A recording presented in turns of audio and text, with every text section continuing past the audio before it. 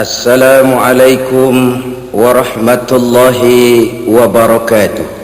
Waalaikumsalam warahmatullahi wabarakatuh.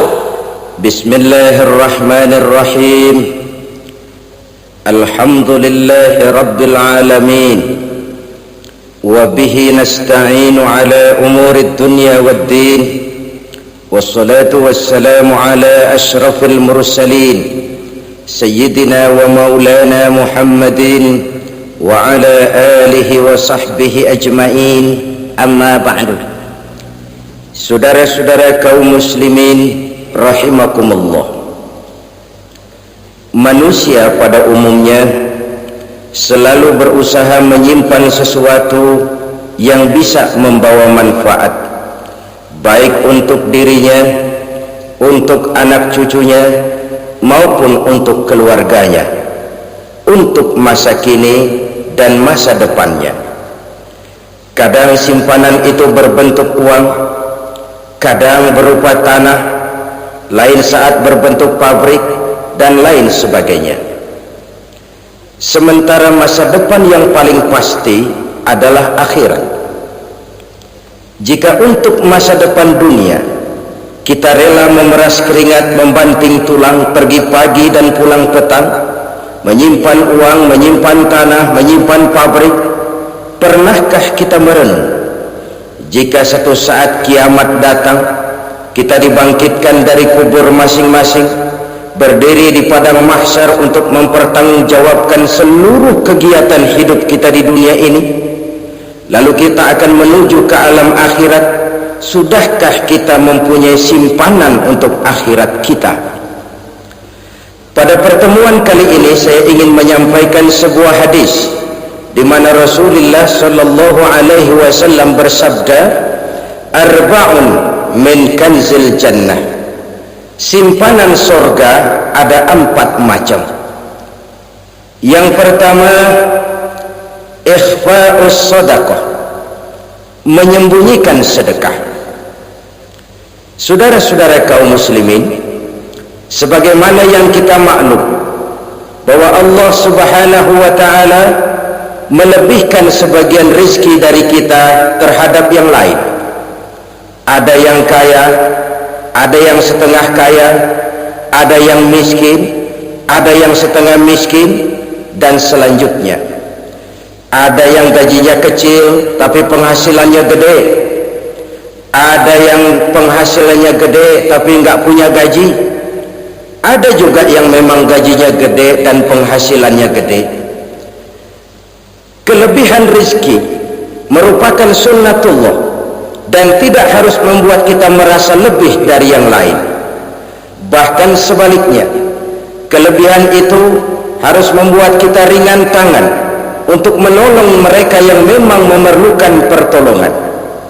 Kalau saudara diberikan ilmu, maka pertanyaan akhirat cuma satu: ilmumu kau amalkan untuk apa? Kalau saudara diberikan umur yang panjang, pengadilan akhirat juga bertanya satu: umurmu kau habiskan di mana? Tapi kalau saudara diberikan harta, pengadilan akhirat akan bertanya dua: hartamu kau dapat dari mana, kau belanjakan kemana? Dari mananya ditanya, dan kemananya juga ditanya. Oleh karena kita akan dimintakan pertanggungan jawab, maka amanah yang bernama harta ini harus kita gunakan dengan sebaik-baiknya. Ada penggunaan yang merupakan kewajiban, itu zakat namanya. Ada penggunaan yang sewaktu-waktu, itu infak namanya. Ada yang lebih sewaktu-waktu lagi, dan itu sedekah namanya. Zakat dia terikat oleh haul dan nisab, oleh putaran batas waktu dan ukuran dari harta itu sendiri. Sedangkan infak terikat oleh situasi dan kondisi perekonomian seseorang. Sedangkan sedekah tidak terikat dengan apapun. Dalam kondisi seperti apapun kita bisa melakukan sedekah dengan yang terkecil sekalipun. Sampai-sampai Rasulullah sallallahu alaihi wasallam mengajarkan, la tahkiranna minal ma'rufi syai'an walau an talqa akhaka biwajhin talik. Atau ada hadis, tabassumuka fi wajhi akhika laka shadaqah, senyumanmu kepada temanmu adalah sedekah. Jadi untuk melakukan sedekah tidak harus dalam berbentuk uang. Dengan ilmu kita bisa sedekah, dengan tenaga kita bisa bersedekah, dengan pikiran kita bisa bersedekah, bahkan senyum kepada teman itu pun sedekah. Jadi kalau sedekah dengan uang memang belum punya uang, nyengir aja banyakin, itu asal pada tempatnya, jangan lalu ketemu tiang listrik cengengesan. Tentu tidak pada tempatnya dan tidak wajar. Nah, sedekah yang paling dicintai Allah adalah sedekah yang disembunyikan. Artinya jauh dari sifat riya. Kan kadang-kadang ada orang sedekah itu disebutkan namanya, apa tidak bagus? Kalau memang niatnya ikhlas, ya bagus-bagus saja untuk memberikan sugesti kepada yang lain. Si fulan bin fulan nyumbang sekian, diumumkan, boleh kalau niatnya untuk memberikan rangsangan kepada yang lain supaya dia menyumbang lebih besar dari orang tadi. Tapi kalau itu mendatangkan riya, maka sedekah yang paling dicintai Allah adalah sedekah yang disembunyikan. Tangan kiri saja tidak tahu apa yang diberikan oleh tangan kanan. Sedekah yang dilakukan dengan ikhlas akan merupakan perbendaharaan surga, tersembunyi dari pandangan orang lain, tidak seorang pun tahu. Karena memang sikap yang baik adalah melupakan kebaikan dan mengingat kesalahan. Itu salah satu ciri orang bahagia, orang yang selalu mengingat kesalahannya dan berusaha melupakan segala kebaikannya. Kalau dia akan ada kebaikan, dia tidak bisa ikut, dia merasa rugi karena dia merasa belum pernah berbuat baik.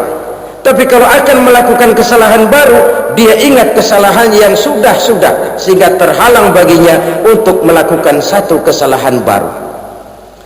Demikianlah saudara-saudara, bahwa Allah melebihkan rezeki sebagian kita dari yang lain agar terjadi tolong menolong dalam kehidupan ini. Jadi kesenjangan yang nature, kesenjangan yang alami itu sunnatullah. Ada yang kaya, ada yang miskin, ada yang kelas menengah. Nah, kenapa lalu sekarang kita berusaha mengentaskan kemiskinan? Oleh karena adanya kesenjangan struktural. Kalau yang kaya bisa semakin kaya, kenapa yang miskin tidak bisa naik jadi ikut sedikit kaya? Sebab pada dasarnya Islam adalah agama yang sejak turunnya sudah berupaya memerangi kemiskinan.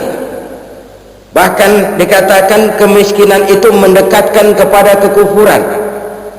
Orang kalau miskin udah dekat banget sama kafir, gampang menjadi kafir. Berapa banyak saudara-saudara kita yang oleh karena soal perut, oleh karena soal materi, terpaksa meninggalkan dan menanggalkan akidahnya, menjual petunjuk yang diberikan Allah dengan kesenangan dunia yang cuma sebentar ini. Na'udzubillah summa na'udzubillah. Jadi makin kita sembunyikan suatu sedekah, semakin banyak perbendaharaan kita di surga. Sedekah yang paling dicintai Allah adalah sedekah yang disembunyikan. Malahan ada seorang sufi, dia punya kebiasaan kalau pergi sholat Jumat dia bawa uang, itu uang dia taruh di bawah tikar masjid. Dia niat sedekah kepada siapa saja yang nemuin itu duit. Maksudnya apa? Supaya yang nemuin nggak tahu siapa yang punya duit. Demikian dia saking ingin menyembunyikan sedekahnya. Karena sifat riya itu bisa memakan amal kita sendiri. Riya itu termasuk menyebut-nyebut kebaikan kita. Orang yang suka nepuk dada, sedikit-sedikit ngitungnya kalau nggak gua. Tuh kalau nggak gua tuh yang belas itu kalau nggak gua, iya kalau nggak lu kenapa emang? Orang yang suka menepuk jasa, so, biasanya memang begitu saudara-saudara. Kalau perang lagi berkecamuk, orang nggak sempat ngaku jadi pahlawan. Tapi begitu perang selesai, yang kagak kenal bedil ngaku pahlawan, mas. Itu sesuatu yang biasa. Oleh karenanya orang-orang yang ikhlas dalam bersedekah, disembunyikannya sedekah itu Allah cinta betul. Malahan ada hadis memberikan jaminan inna shadaqatal mar'il muslimi tazidu fil umri wa tadfa'u mitatas su'i. Sesungguhnya sedekahnya seorang mukmin tazidu fil umri, bisa menambah umur panjang, wa tadfa'u mitatas su'i, dan menyelamatkan manusia dari mati secara su'ul khatimah. Jadi siapa yang kepengen panjang umur, banyaklah sedekah. Yang bosan hidup, pelit terus. Sedekah menambah panjang umur dan menyelamatkan manusia dari mati secara su'ul khatimah. Pak, katanya umur itu nggak bisa ditambah, nggak bisa dikurangin. Kapan? Kalau ajal sudah datang. Fa idza jaa ajaluhum la yastakhiruna sa'atan wa la yastaqdimun. Kalau ajal datang tidak bisa dimajukan, tidak bisa dimundurkan. Itu kalau ajal sudah datang. Tidak bisa lagi umur ditambah dikurangi, sudah datang. Tapi kalau belum datang, itu kan haknya Allah. Mau ditambah, mau dikurangi, hak prerogatif Allah. Sebagai pencipta manusia, Allah maha kuasa dan maha mampu. Sedekah ini menambah panjang umur dan menyelamatkan manusia dari mati secara su'ul khatimah. Itu orang mati kan sama ya, kondisinya mati, nggak nafas. Tapi hakikat mati kan lain-lain tuh. Ada yang mati itu husnul khatimah, baik akhirnya. Misalnya lagi ngaji mati, lagi sholat mati, lagi sedekah mati. Ini yang dinamakan dengan husnul khatimah, baik di akhirnya. Sebaliknya ada yang su'ul khatimah, jelek di akhirnya. Ini yang jadi catatan akhir. Lagi nyekek botol, mampus. Lagi banting kartu, modar. Su'ul khatimah, jelek pada akhirnya. Sedekah menyelamatkan manusia dari mati secara su'ul khatimah. Dan kita semua kepengen mendapat husnul khatimah, jauh dari su'ul khatimah. Oleh sebab itu yang bisa menyelamatkan kita dari penyakit itu antara lain adalah sedekah yang disembunyikan, yang dikerjakan dengan ikhlas karena Allah.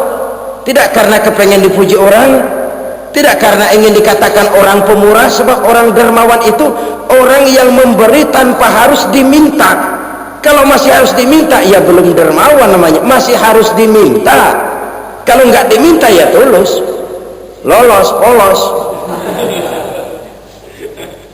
Saudara-saudara kaum muslimin rahimakumullah, harta adalah amanat dan akan kita pertanggungjawabkan. Allah melebihkan rizki sebagian kita dari yang lain agar kita saling tolong menolong, bantu membantu. Nabi janjikan siapa yang meringankan beban saudaranya muslim di dunia, Allah akan meringankan bebannya di akhirat nanti. Sebuah jaminan dari baginda Nabi. Si orang yang kita bantu barangkali tidak bisa membalas, Allah yang akan membalas lewat jalan lain yang tidak pernah kita sangka-sangka. Ada orang tanya, Pak, ini ada orang nyumbang masjid sambil marah-marah, bagaimana? Saya bilang sumbangannya aja ambil, marahnya jangan. Marahnya jangan diambil, itu urusan dia. Saudara-saudara kaum muslimin rahimakumullah, umat Islam ini kan umat yang punya potensi besar. Kadang kita merenung, kenapa kadang-kadang pembangunan masjid kok lambat sekali? Kalau hotel hari ini peletakan pertama, bulan depan peresmian. Supermarket hari ini peletakan batu pertama, minggu depan peresmian. Tapi kalau sudah yang namanya masjid, kadang-kadang peletakan batu pertama sekaligus jadi batu terakhir. 3 tahun, 4 tahun, campur nebar jalak di jalanan, duit dijaring kayak ikan sepat.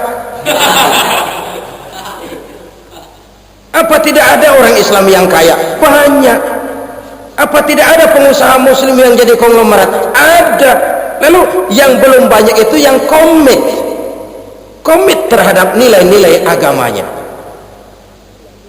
Akhirnya kita jatuh jadi umat yang lemah.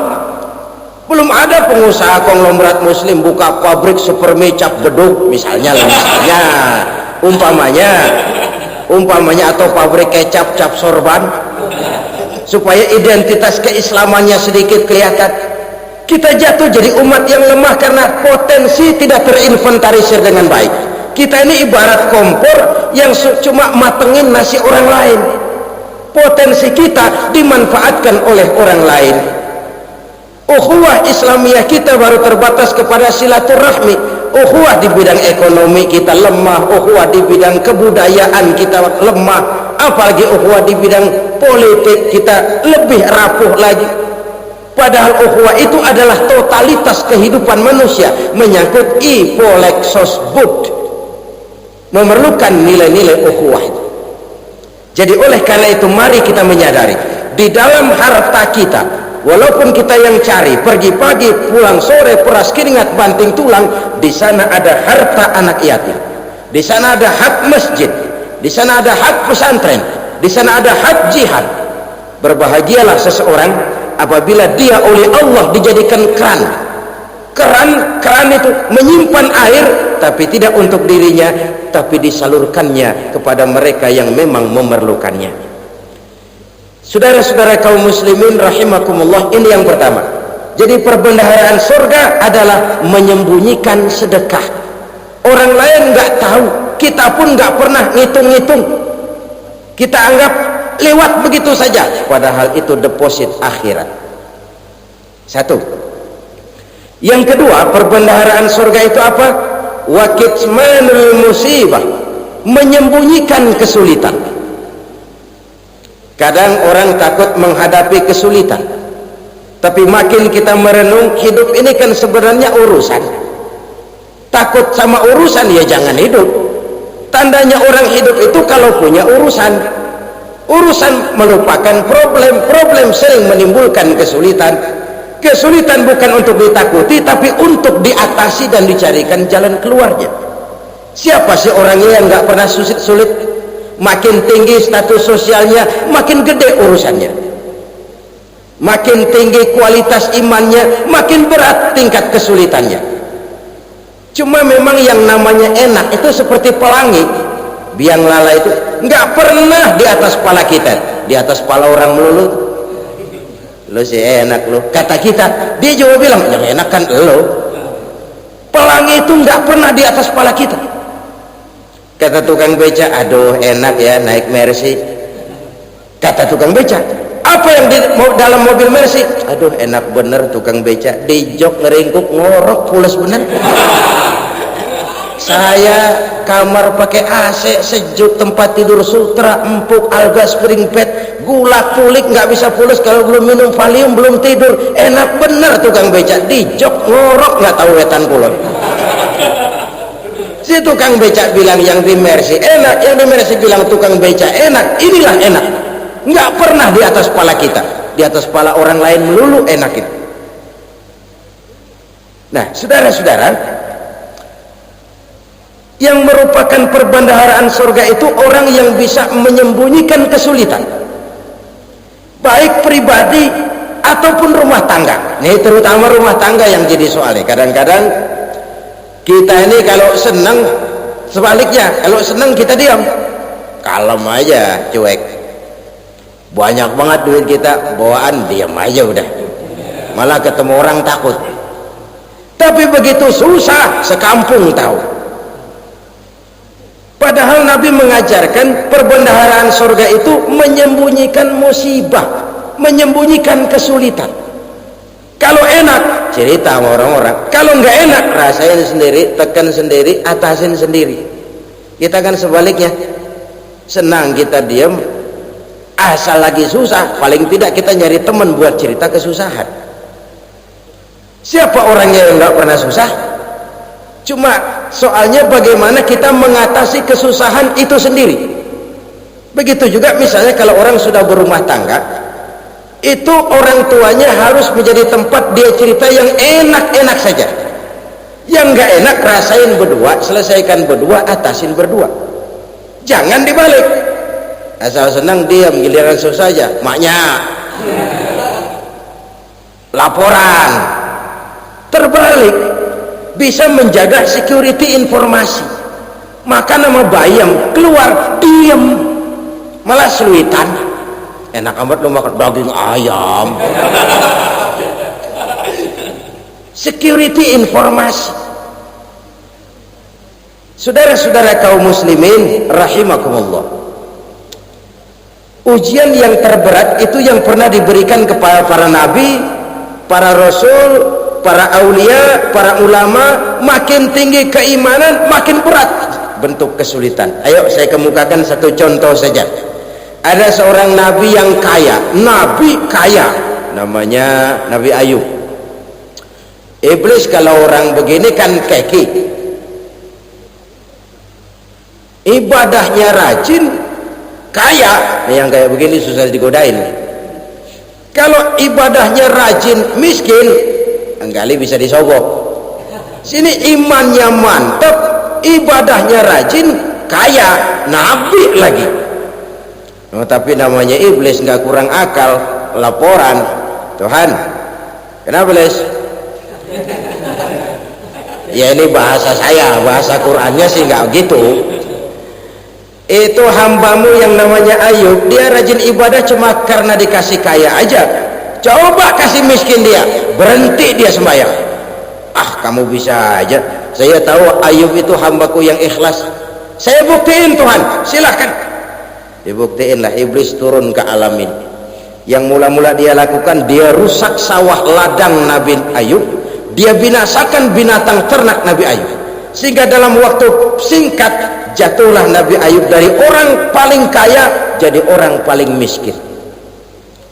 Beliau masih ibadah di mihrab dalam masjid, datang iblis. Saudara Ayub, ya, lagi ngapain? Ibadah, nyembah Allah, nyembah Allah. Oh, percuma. Kenapa? Tuhan yang ente sembah nih, dia udah bikin miskin ente. Sawah ladang ente hancur lebur, binatang ternak binasa. Sekarang ente jadi orang paling miskin. Ngapain nyembah Tuhan kayak begitu? Tekor. Udah berhenti dah ibadah, berhenti ibadah. Ini iblis sama Tuhan laporannya lain, yang dikerjakan kepada Nabi Ayub juga lain. Benar begitu iblis, kata Nabi Ayub. Iya, sawah ladang saya habis, buras. Binatang ternak saya binasa, binasa. Saya miskin, bangpak. Apa jawab Nabi Ayub? Bukan innalillahi, ini hebat. Alhamdulillahillazi a'tani wa akhadha minni. Segala puji bagi Allah yang telah memberikan harta kepada saya dan sekarang mengambilnya lagi. Alhamdulillah. Allah yang ngasih, Allah yang ambil. Itu mah urusan Allah. Iblis cuman ibadah jalan terus, sujud lagi Nabi Ayub. Iblis seleher bondok banget. Dasar Nabi nggak mempan dia apa-apain. Miskin malah alhamdulillah. Allah yang ngasih, Allah yang ambil. Jadi kalau kita tidak komit, kita tidak terikat kepada kaya, miskin, senang, susah, apa yang bisa bikin kita susah? Jadikan kekayaan, kemiskinan, jadikan senang susah sebagai anak buah yang bisa kita atur. Jangan kekayaan ngatur kita, jangan kemiskinan ngatur kita. Kita yang harus mengatur mereka. Senang susah, kaya, miskin, bahagia, sengsara, jadikan itu anak buah yang bisa kita atur. Kalau sekarang kita kaya, lain saat boleh jadi kita miskin, semiskin-miskinnya. Allah yang ngasih, Allah yang ambil. Tenaga mana yang bisa menghalangi? Ibadah jalan terus. Iblis makin gondok. Dasar Nabi loh. Akhirnya apa? Nabi Ayub dikerjain, diberikan penyakit. Demikian fatal penyakitnya. Bayangin, udah miskin sakit. Masya Allah, miskin sakit. Sakitnya nggak lama, kira-kira 16 tahun. Istrinya 3, 2 mental minta ceraiin. Ini ngerawatin laki bengek begini, seneng belum tentu, susah udah pasti nih. Cerai aja, cerai dah, cerai. Tinggal satu, Siti Rahmah yang setia menemani beliau. Sesetia-setianya hati perempuan. Satu saat Siti Rahmah bilang, "Bang, iya, abang kan Nabi bang, Lalu namanya Nabi kan doanya jarang meleset bang. Maksud kamu minta kenapa sih sama Tuhan biar abang sembuh baik dah bang? Siti Rahmah, iya. Saya sakit berapa tahun sih dah? 16 tahun bang. Sebelum ini saya sehat berapa tahun? Ya kira-kira 60 tahun bang. Nah coba ente banding-bandingin Rahmah. Saya dikasih sehat 60 tahun, dikasih sakit 16 tahun, sudah nggak sabar mau doa kepada Allah minta sembuh. Saya malu kepada Allah. Diuji dengan yang luar biasa seperti ini, tidak mengganggu stabilitas kehambaannya. Dia tetap menghamba kepada Allah Subhanahu wa ta'ala. Saudara-saudara kaum muslimin rahimakumullah, kunci menghadapi kesulitan itu apa? Allah jelaskan dalam satu ayat, wa basyiris sabirin alladzina iza asabathum musibah qalu inna lillahi wa inna ilaihi raji'un. Gembirakan orang-orang yang sabar. Siapa mereka itu? Yang apabila mendapat musibah mereka kembali kepada keyakinan dasar, segalanya dari Allah dan segalanya akan kembali kepada Allah. Ini konsepsi dasar dari sikap muslim dalam menghadapi berbagai kesulitan. Segalanya dari Allah, segalanya akan kembali kepada Allah. Kalau ini sudah kondisi dasarnya, maka kita akan lapang menghadapi kenyataan bagaimanapun pahitnya. Apakah itu namanya miskin, apakah itu namanya sakit, bahkan maut sekalipun, segalanya dari Allah, segalanya akan kembali kepada Allah. Ini sikap hidup, bukan sekedar ucapan. Kita kadang-kadang menjadikannya sebagai ucapan, mulutnya sehingga berhenti innalillahi wa inna ilaihi raji'un, tapi nangisnya terus gerung-gerungan. Bukan itu, ini kesadaran moral. Kalau segalanya dari Allah, segalanya kembali kepada Allah, kan sebenarnya cuma nunggu giliran. Hari ini saya nyembayangin dia, entah hari apa saya disembayangin orang. Hari ini saya antar dia ke kubur, entah hari apa orang nganterin saya ke kubur. Hari ini saya tahlilkan dia, entah nanti kapan orang tahlilkan saya. Segalanya dari Allah, segalanya akan kembali juga kepada Allah. Oleh sebab itu saudara-saudara, kesulitan bukan untuk ditakuti, kesulitan justru untuk diatasi, dicarikan jalan keluarnya.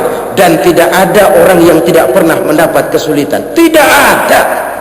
Semakin tinggi status sosial, semakin tinggi kualitas keimanan, semakin besar juga tingkat kesulitan. Hanya saja bagaimana cara kita mengatasinya. Dan Al-Quran menyatakan inna ma'al usri yusra, di balik kesulitan itu pasti ada kemudahan, roda itu berputar. Karena itu Rasulullah sallallahu alaihi wasallam mengingatkan kepada kita, ta'arraf ilallahi fir raha ya'rifka fisyiddah. Ingatlah kepada Allah di waktu kamu senang, supaya Allah ingat kepada kamu di waktu kamu susah.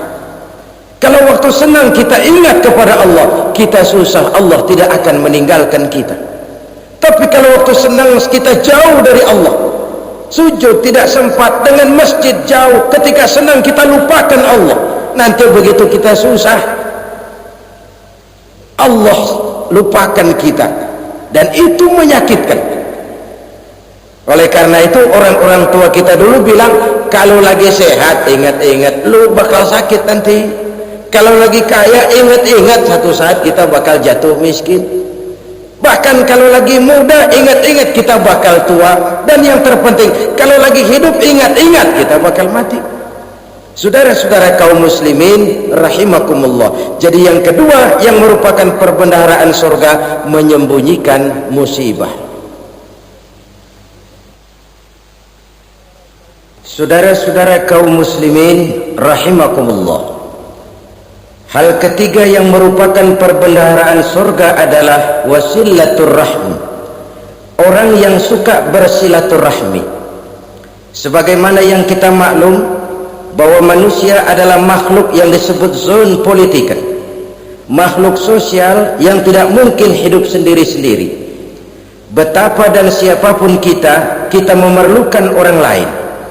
Bodoh betul manusia kalau tinggal di tengah masyarakat tapi tidak mau bermasyarakat, merasa hebat sendiri, pintar sendiri, gagah sendiri, kaya sendiri, mungkin kalau mati juga ngubur sendiri. Jangankan kita di sini, di surga saja Nabi Adam waktu sendirian bengong melulu, mondar mandir. Allah tegur dalam sepidang. Jadi ini kalau bahasa saya, iya Tuhan, sepi ini nggak ada coret-corekan pisan ini. Diciptakan Siti Hawa baru anteng Nabi Adam itu di surga. Cobalah umpamanya saudara tinggal di Jakarta nih, kayak bener apaan aja di Jakarta punya saudara dah. Jembatan Semanggi ambil, Monas Buntel bawa pulang, hotel ambil semua. Cuman tinggal di Jakarta sendirian, apa enaknya? Betapa dan siapapun kita perlu orang lain. Tidak ada seorang pun yang bisa memenuhi kebutuhan hidupnya secara sendiri-sendiri. Nah, Islam telah menyelamatkan manusia dari ras diskriminasi, mengikat manusia dengan persaudaraan yang berlandaskan kepada akidah. Karena itu dianjurkan bersilaturahmi. Bahkan Nabi menyatakan, man arada ayyubsata lahu fi rizqihi wa yunsa'a fi atharihi falyasil rahimah. Siapa yang kepengen diluaskan rezekinya dan dipanjangkan usianya, banyaklah ia bersilaturahmi. Siapa yang kepengen dimudahkan rezekinya, hendaknya ia banyak bersilaturahmi. Kalau banyak teman, kesulitan kan paling tidak ada tempat cerita. Udah susah sendirian, kita pikirin diri, nggak ada tempat tukar pikiran. Cepet banget sama bengek, dilawan sendiri. Nah, secara makro kita bisa berkata, tidak mungkin ada kemenangan kalau tidak ada kekuatan. Tidak ada kekuatan kalau tidak ada kesatuan dan persatuan. Tidak mungkin ada kesatuan dan persatuan tanpa semangat silaturahmi. Kalau umat Islam mau menang, dia harus kuat. Kalau umat Islam mau kuat, dia harus bersatu. Kalau umat Islam mau bersatu, dia harus membudayakan silaturahmi ini. Bahkan sampai kata Nabi, kalau bisa cari nilai tambah. Apa? Silman kotoak, bersilaturahmilah kau kepada orang yang marah denganmu. Masya Allah, indahnya ajaran agama kita.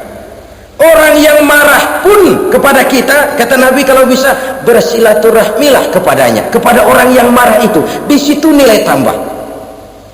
Cuman jujur nih, hadis ngucapinnya gampang, ngamalinnya yang berat banget. Orang marah sama kita disuruh silaturahmi, ada apa malu? Lu marah, ada gua marahan lagi, gue pikirin.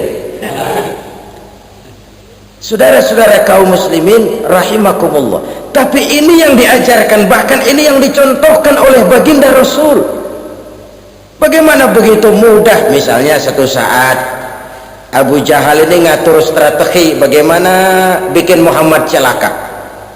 Dia gali lubang di depan tempat tidurnya, dia tutupin daun korma, terus dia panggil seseorang, ke sini, kasih tahu Muhammad pamannya sakit keras, minta ditengokin. Berangkat orang ini ke sana. Muhammad, labbaik, pamanmu sakit keras, dia minta ditengokin. Baik, saya akan datang menjenguk beliau. Berangkatlah Nabi ke rumah Abu Jahal tanpa prasangka apapun. Abu Jahal udah pasang setil, selimut 3 rangkap setengah dipakai, persis kayak orang meriang. Tapi sembari ngintip dari balik selimut, begitu Muhammad buka pintu, nah masuk perangkap nih. Muhammad jalan menuju tempat pembaringan, makin lama makin dekat, makin lama makin dekat, makin dekat ke lubang yang dipasang oleh Abu Jahal itu. Dalam hati Abu Jahal, terus dah jatuh, mampus dah lo ini, mampus lo hari ini nih. Apa yang terjadi? Malaikat Jibril datang. Muhammad, pamanmu cuma pura-pura sakit, di depan tempat tidurnya ada lubang perangkap supaya kamu jatuh ke situ. Sudah, kamu pulang. Balik kanan Nabi, sudah hampir jatuh ke lubang, balik kanan, pulang. Bayangin kecewanya Abu Jahal. Muhammad dikit lagi, Muhammad dikit lagi. Enggak paman, saya pulang aja. Emosi, bangun dari tempat tidur, enggak, nggak sadar kalau lagi pura-pura sakit, lompat ngejar Nabi, dia lupa dengan lubang yang dia gali. Usrak, nyemplung sendiri ke dalam lubang.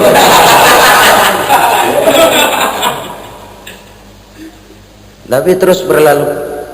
Ini terjadi keanehan, jatuh ke lubang yang dia gali itu sebenarnya nggak terlalu dalam ya, antara 3-4 meteran lah.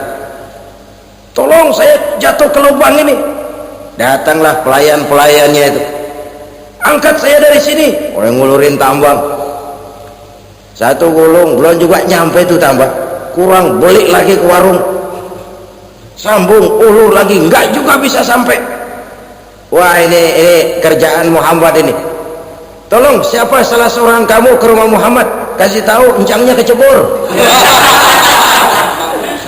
Minta ditolongin. Disampaikan kepada Rasul. Kenapa? Pamanmu jatuh ke lubang, Muhammad minta tolong diangkatin. Tambang udah nyambung-nyambung nggak nyampe juga. Ya, nanti saya datang, saya tolong. Coba ini. Nyata-nyata orang berniat jahat mau mencelakakan dia, datang dia menolong. Ini yang disebut air tuba dibalas air susu ya, ini bukan sebaliknya. Air tuba dibalas air susu. Paman kecebur ya? Iya Muhammad, tolong ini. Pegang tangan saya. Nabi ulurkan tangannya, nyampe, dipegang oleh Abu Jahal, diangkat ke atas sampai atas. Apa kata Abu Jahal? Sihirmu memang hebat Muhammad. Udah ditolongin dikata sihir, yang enak kita kemplang kan itu orang urusan abang. Tapi inilah akhlak. Kalau bisa kamu bersilaturahmilah dengan orang yang marah kepadamu sekalipun. Orang marah kita tetap baik. So kalau kita berbuat baik sama orang yang memang baik, rasanya sih biasa-biasa aja. Orang baik kita baik lagi, ya draw aja, belum ada nilai tambah di situ. Baru ada nilai tambah kalau kita bisa berbuat baik kepada orang yang nyakitin kita. Itu namanya kita setingkat di atas dia. Dia sakitin kita, kita berbuat baik sama dia. Dia pelit sama kita, kita baik sama dia. Dia marahin kita, kita deketin dia. Di situ kita punya nilai tambah. Jadi siapa yang ingin diluaskan rezekinya, kata Nabi, dan dipanjangkan umurnya, hendaklah ia banyak-banyak bersilaturahmi.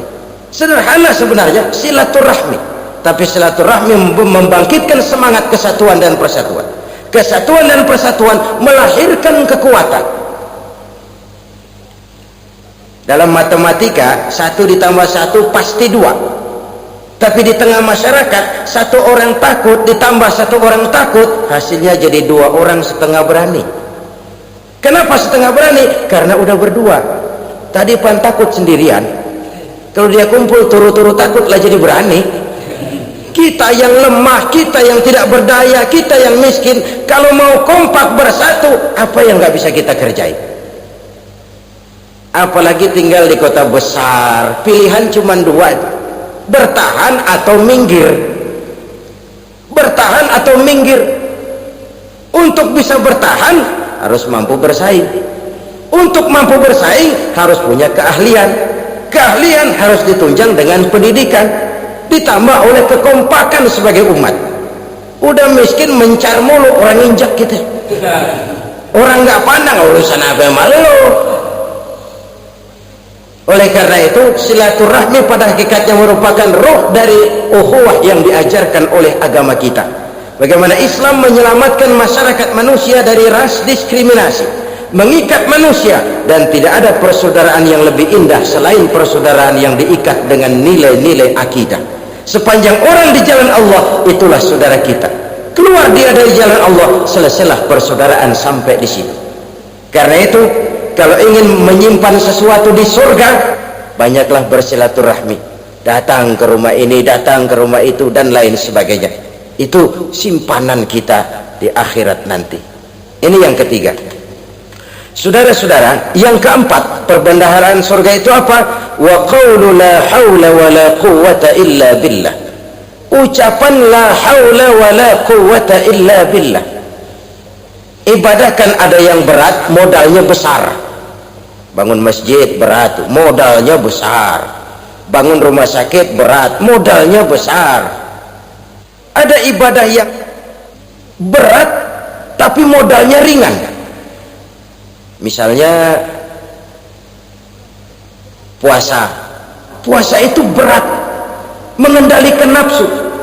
Kalau sekedar nggak makan nggak minum sih enteng, mengendalikan nafsu itu jihad terbesar. Tapi kan modalnya ringan, cuma niat saja. Ini ibadah berat, modalnya ringan. Ada ibadah yang ringan, modalnya juga enteng, seperti termasuk ucapan la haula wala quwata illa billah. Tanpa sadar, la haula wala quwata illa billah, nyelengin tuh di surga, nyelengin, kita nggak terasa nyelengin simpenan akhirat. La haula wala quwata illa billah, nyimpen lagi, kaget, la haula wala quwata illa billah, nyimpen lagi, banyak simpenan. Walaupun sebenarnya yang dimaksud di sini adalah kesadaran batin bahwa tidak ada daya dan kekuatan kecuali Allah. Itu intinya. Kita memulai pekerjaan disunahkan baca bismillah, kan begitu. Apa itu? Kesadaran moral bahwa ini saya bisa kerjakan, saya kerjakan ini dengan menyebut nama Allah. Kenapa? Kalau Allah tidak memberikan daya dan kekuatan, mana mampu saya kerjakan ini. Maka saya kerjakan ini dengan menyebut nama Allah, bismillah. Kesadaran moral. Manusia hanya wajib berusaha tapi nggak pernah wajib berhasil. Banyak hal-hal yang kalau kita renungkan secara rasio nggak mungkin, tapi jadi kenyataan. La haula wala quwata illa billah. Tidak ada daya dan kekuatan kecuali bagi Allah semata-mata. Kesadaran moral akan kelemahan dan keterbatasan makhluk bernama manusia. Kadang kita kagum dengan otak, tapi kita sering lupa sama yang bikin otak. Padahal bagaimanapun hebatnya otak, yang bikin otak pasti lebih hebat dari otak. Nggak percaya, silahkan otak-otakan. Inilah kecenderungan. Kita kagum dengan pesawat-pesawat mutakhir, bukan main, besi gede banget terbang itu. Alangkah hebatnya. Lalu apa yang bikin otak tidak lebih hebat dari itu semua? Kita puji laut, apa yang bikin laut tidak lebih hebat dari laut itu? La haula wala quwata illa billah. Tidak ada daya dan kekuatan kecuali Allah.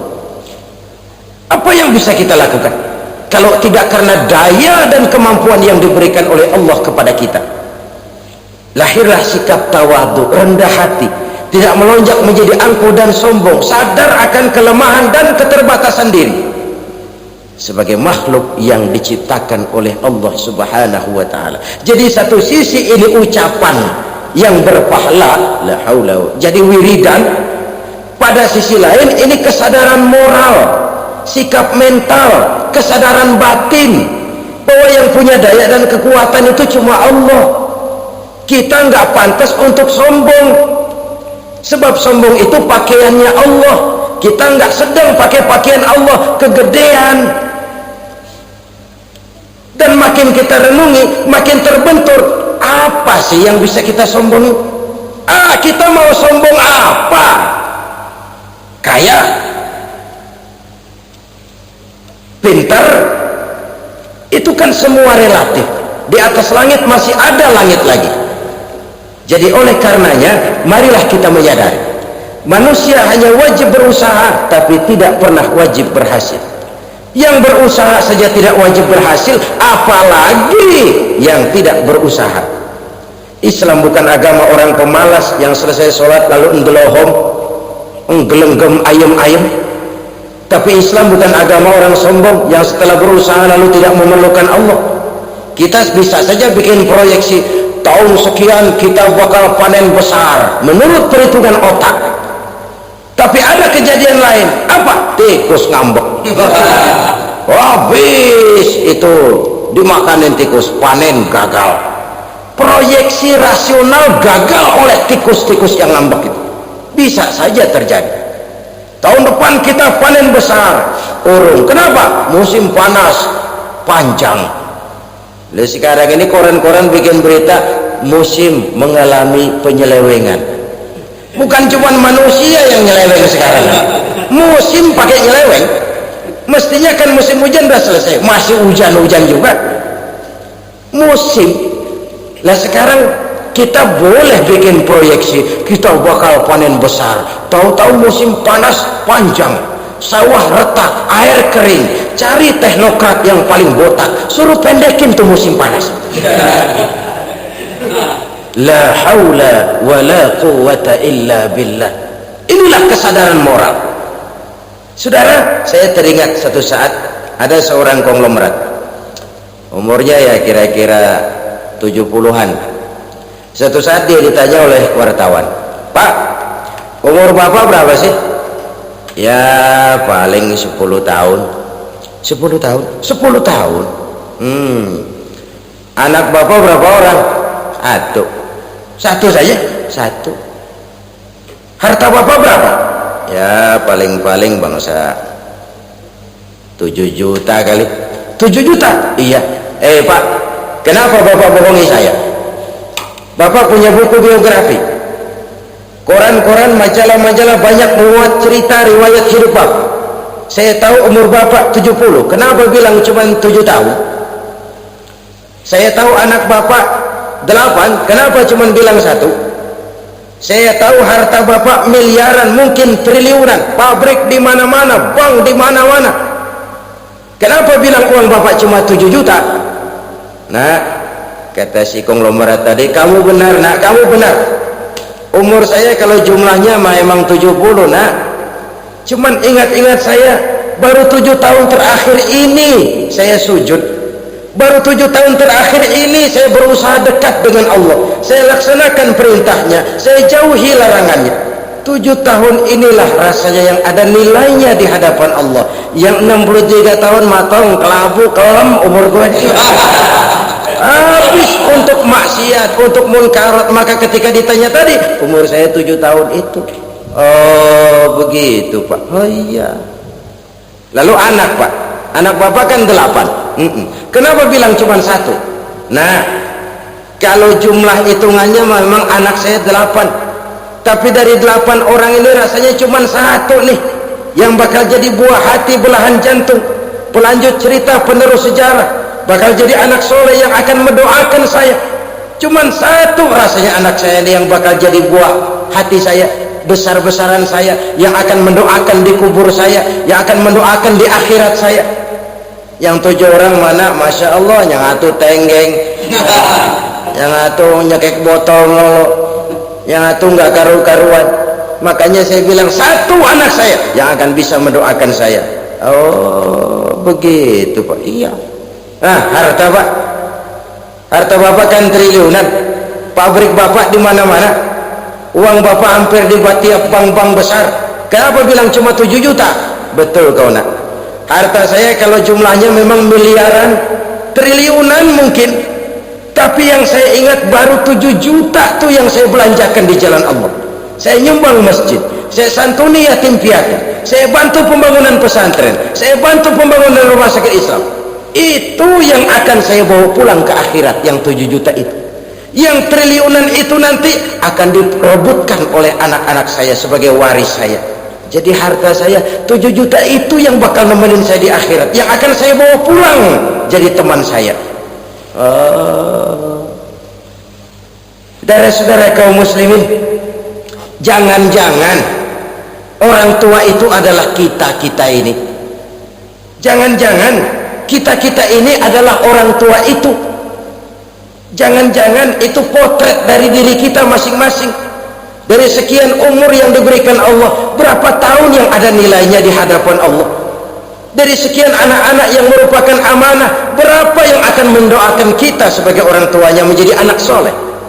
Dari sekian banyak harta yang diberikan Allah, berapa yang akan kita bawa pulang menghadapnya nanti, yang kita belanjakan di jalan Allah? Ini sebuah potret kehidupan. Karena itu kita kembali kepada la haula wa la quwwata illa billah. Kita wajib berusaha, kita wajib berikhtiar. Selebihnya segala daya dan kekuatan hanya milik Allah saja semata-mata.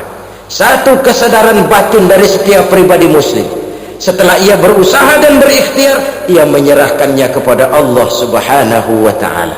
Jadi satu sisi ini merupakan wiridan ucapan yang mengandung pahala, pada sisi lain ini merupakan sikap batin dari seorang muslim di dalam ia menghadapi realitas kehidupan ini. Saudara-saudara kaum muslimin rahimakumullah, kalau ini kita jadikan satu basis kehidupan, maka ini akan menyelamatkan manusia dari kemungkinan tergelincir menjadi orang yang lupa diri dan lupa daratan. Sebab itu Imamul Ghazali berpesan, jaddidis safinah fa innal bahra amiq wa khuziz zad fa inna safara ba'id wa khaffifil hamla fa innal hamla sadid. Perbarui selalu kapalmu karena lautan sangat dalam. Bawa bekal yang banyak karena perjalanan ini sangat jauh. Ringankan beban karena kebanyakan beban akan menyakitkan. Alangkah indah kalimat ini, alangkah dalam makna yang terkandung di sana. Perbarui selalu kapalmu karena lautan sangat dalam. Apa artinya ini? Jaga mentalmu baik-baik, pelihara imanmu baik-baik, karena hidup penuh cobaan seperti lautan. Kita kalau berlayar di lautan kan kadang-kadang tenang, angin bertiup sepoi-sepoi basah. Jika malam datang, bintang gemintang bertabur menghias cakrawala, rembulan memantulkan sinarnya dengan indah. Dalam keadaan begitu berlayar enak. Tapi lain saat ombak menggunung, halilintar menyambar, angin topan bertiup. Berapa banyak sudah saudara-saudara kita yang tenggelam di lautan dunia tanpa sadar bahwa dia belum sampai kepada pantai yang akan dituju. Berapa banyak sudah saudara-saudara kita yang tenggelam di lautan dunia ini tanpa sempat bangkit lagi. Dia menyangka sudah sampai kepada tujuannya. Hati-hati kapal jangan sampai bocor karena lautan sangat dalam. Iman ini jaga baik-baik karena hidup penuh dengan ujian. Wa khuzizat fa inna safar ba'id. Bawa bekal yang banyak karena perjalanan sangat jauh. Saudara mau ke Bandung, bawa duit. Saudara mau ke Surabaya, banyakan lagi duitnya. Saudara mau ke Mekah, gepokan, iketan tuh duit nggak lembaran lagi. Makin jauh perjalanan, makin banyak bekal yang harus kita bawa. Kalau saudara dari Jakarta mau ke Surabaya, kagak bawa duit berangkat juga, itu sih bukan berani namanya, nekat. Sampai Surabaya belum tentu, sengsara di jalan udah pasti. Kenapa? Nggak bawa bekal berangkat. Sama juga kita nih, misalnya belum sempat sembahyang, mati. Waduh, berani banget orang. Belum punya bekal, mati, sengsara di jalan. Atau bekal tidak cukup. Dari Jakarta saudara mau ke Surabaya, bawa duit 500 perak. Paling jauh Cikampek nyampenya, paling jauh itu. Antara jauhnya perjalanan dengan bekal yang saudara bawa tidak seimbang. Hidup ini perjalanan panjang, a walking talk. Dimulai dari alam arwah, sebelum jasad diciptakan, roh diciptakan lebih dulu. Dari situ pindah ke alam rahim, dari alam rahim pindah ke alam dunia, dari alam dunia pindah ke alam barzah, baru menuju akhirat. Satu perjalanan panjang. Kalau bekal tidak bawa, sengsara di jalan. Bawa bekal yang banyak karena perjalanan ini sangat jauh. Wa khaffifil hamla, ringankan beban karena beban itu cuma akan menyulitkan. Kalau bekal itu sih keperluan, tapi beban nggak kita perluin, coba ngeberat-beratin. Apa ini beban? Dosa, kecurangan, kebatilan, kezoliman, ketidakadilan, kesewenang-wenangan. Itu akan jadi beban kita di akhirat. Alangkah celakanya perjalanan panjang, bekal tidak bawa, beban kelewat banyak, alamat sengsara di jalan. Pahala tidak ada, dosa berlipat ganda. Na'udzubillah summa na'udzubillah. Kalau kita rangkum nasihat Al-Ghazali dengan kisah si konglomerat tadi, kita akan mengambil kesimpulan. Pertama, bekal terbaik dalam menghadapi gejolak kehidupan ini tidak lain adalah iman. Yang kedua, pahala dan dosa dua hal kontroversi. Pahala adalah bekal, dosa adalah beban. Tapi kita sekarang kan tidak begitu terangsang kepada yang abstrak. Orang berlomba mencari yang konkret-konkret saja, yang real. Kalau memang dosa, benjol dong, kira-kira begitu. Kira-kira begitu. Persis orang Yahudi dulu. Orang Yahudi itu kan pernah minta kepada Nabi Musa, ya Musa, lan nu'mina laka hatta narallaha jahra. Musa, kami enggak bakal mau beriman kepada Allah kalau belum kami lihat Allah ada nongkrong di depan kami. Kalau memang Tuhan ada, taruh dong di depan kami. Mau yang konkret-konkret saja. Kalau emang dosa, benjol dong. Kalau emang pahala, berasa dong. Orang terangsang kepada yang real, yang konkret-konkret saja. Karena itu, untuk mengejar dosa orang mau bayar, tapi untuk mengejar pahala walaupun tidak bayar orang segan. Ini yang dikatakan oleh Nabi, kamu mengharapkan ke surga tapi kamu berat melaksanakan sesuatu yang bisa membawa kamu ke surga.